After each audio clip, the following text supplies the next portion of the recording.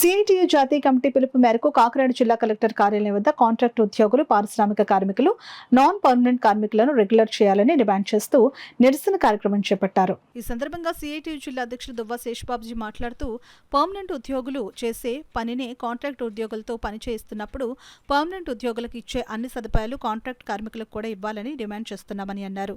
ఈ నిరసన కార్యక్రమం అనంతరం జేసీని కలిసి వినతిపత్రం అందజేశారు. కార్యక్రమంలో నాయకులు చాట్ల రాంబాబు, గెద్దాడి సత్యనారాయణ, సూర్యకుమారి, మేడిశెట్టి వెంకటరమణ, గోవింద్, లీలారాణి, ఝాన్సీ, బి శ్రీనివాస్, చిట్టిబాబు, రాజు, సురేష్, రమణ తదితరులు పాల్గొన్నారు.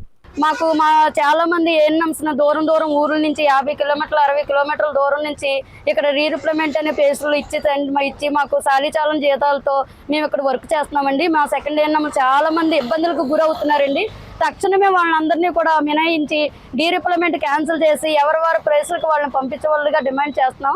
అలాగే శ్రీ గౌరవమైన ముఖ్యమంత్రి వారు మమ్మల్ని అందరినీ కూడా గమనించి సెకండ్ ఏఎన్ఎం అందరినీ కూడా పర్మనెంట్ చేయాలని, మాకు రావాల్సిన రాయితీలన్నీ ఇవ్వాలని, సుప్రీంకోర్టు ఆదేశాల ప్రకారంగా సమాన పనికి సమాన వేతనం మాకు వర్తింప చేయాలని మేము ప్రధానంగా డిమాండ్ చేస్తాం. ఏపీ 104 సర్వీసులో పనిచేస్తున్న కార్మికులు సుమారుగా 3000 మంది ఉద్యోగులు పనిచేస్తున్నారు.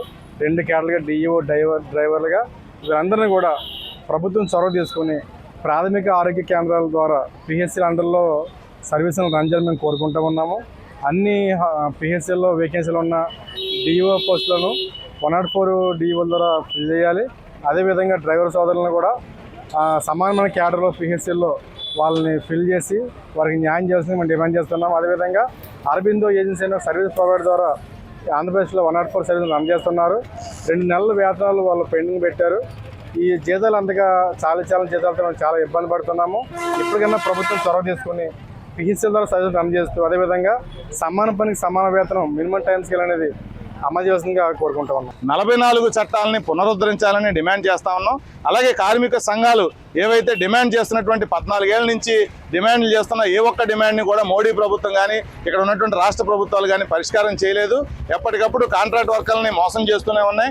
ఐడి యాక్ట్ ప్రకారం 240 రోజులు పని దినాలు పూర్తి చేసుకున్న కార్మికుడిని రెగ్యులర్ చేయాలి, ఉద్యోగిని రెగ్యులర్ చేయాలని చెప్తున్నా కానీ సుప్రీంకోర్టు తీర్పు ప్రకారం సమాన పనికి సమాన వేతనం ఇవ్వాలని చెప్పి తీర్పులున్నా కానీ రాష్ట్ర ప్రభుత్వం కానీ కేంద్ర ప్రభుత్వం కానీ ఈ చట్టాలను తొంగలో తొక్కేటువంటి పని చేస్తా ఉన్నా. దీంతో కాంట్రాక్టర్లు కార్మికులను దోపిడీ చేస్తూ నయా బానిసలుగా మారేటువంటి పరిస్థితులు వస్తున్నాయి. ఈ పరిస్థితులకు వ్యతిరేకంగా కార్మిక చట్టాన్ని రక్షించుకోవడం కోసం, కార్మిక హక్కులను కాపాడుకోవడం కోసం ఈ ఐక్య పోరాటం అనేటువంటిది మొదలైంది. ఇది మొదటి అడుగు. ఇది రాబోయే రోజుల్లో ప్రజాప్రతినిధుల్ని కాంట్రాక్ట్ ఉద్యోగుల సమస్యలను పరిష్కారం చేయకపోతే అడ్డుకునేటువంటి పని చేస్తాం.